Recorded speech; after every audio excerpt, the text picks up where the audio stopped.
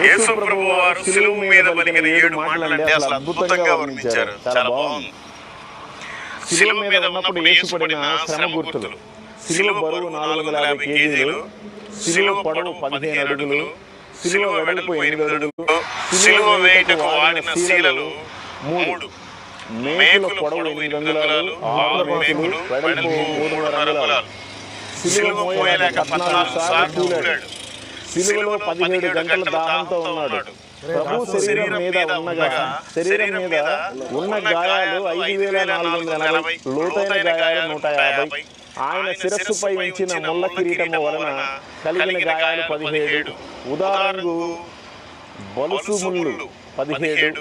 సిలువ మోసినప్పుడు ఆయన శరీరం నుండి కారిన రక్తపు బొట్లు మొత్తం 22,000, అనగా 6 లీటర్ల 6.5 లీటర్లు. యెషయా గ్రంథము 53.